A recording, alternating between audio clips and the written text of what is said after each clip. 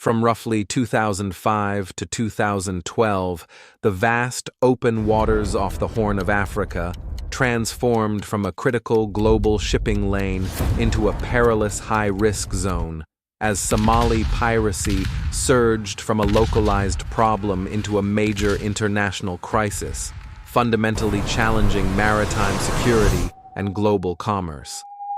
This dramatic rise was deeply rooted in the complex socio-political landscape of Somalia, a nation fractured by decades of civil war and lacking a central government, which created a power vacuum and widespread lawlessness.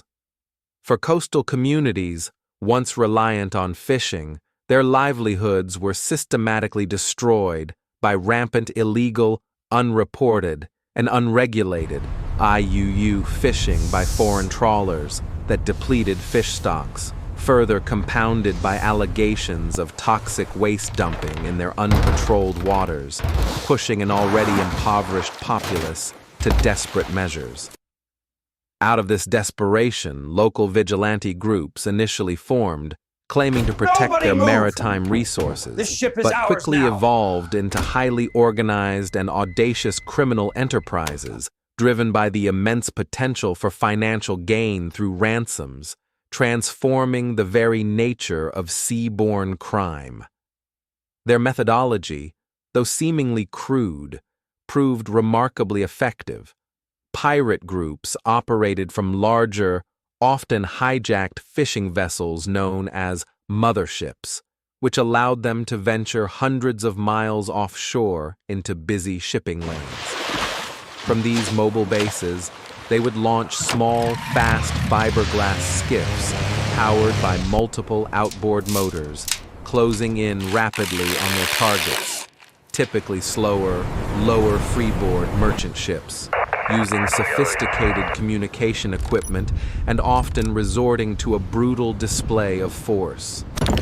They would open fire with Kalashnikov-style automatic rifles and rocket-propelled grenades, aiming to intimidate and disable non-critical systems, forcing the target vessel to slow or stop, at which point pirates would swiftly board using custom-made ladders and grappling hooks. Once aboard, their immediate objective was to seize control of the bridge, the ship's nerve center, round up the crew, and secure them, often in a designated citadel or safe room, for the subsequent agonizing period of ransom negotiations. These complex, protracted negotiations could stretch for weeks or even many months, leading to immense psychological trauma for the held seafarers and profound anxiety for their families worldwide, while the captured ships were typically held in secluded anchorages along the unpoliced Somali coastline. The far-reaching impact of this piracy crisis was staggering, with global economic repercussions estimated in the billions of dollars annually, encompassing not only the ransoms paid, but also vastly increased insurance premiums, the costs of rerouting vessels around the affected zones, and the expense of enhanced security measures, all of which ultimately inflated the cost of goods for consumers globally. Faced with this unprecedented threat to international trade and human lives, the global community mounted a comprehensive, multifaceted response, deploying multinational naval task forces such as the European Union's Operation Atalanta and NATO's Operation Ocean Shield, which actively patrolled the high-risk areas, interdicted pirate groups, and responded to distress calls.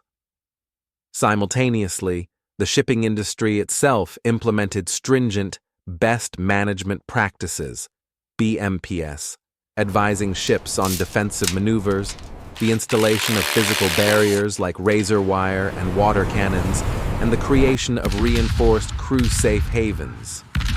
Crucially, the widespread adoption of armed private maritime security teams aboard commercial vessels proved to be a pivotal deterrent, as ships with armed guards were rarely successfully hijacked. No, please! These combined concerted efforts dramatically reduced the number of successful hijackings, effectively pushing down the threat of Somali piracy to negligible levels by the mid-2010s.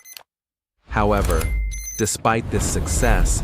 the underlying issues of governance, poverty, and resource management in Somalia remain complex, and there have been sporadic resurgences and warnings from maritime security organizations in recent years, particularly in late 2023 and early 2024, highlighting that while the peak crisis has passed, continuous vigilance at sea and sustained international support for land-based development and stability in Somalia are essential to prevent any future resurgence of this dangerous and disruptive phenomenon, thereby safeguarding the vital global arteries of maritime commerce for years to come.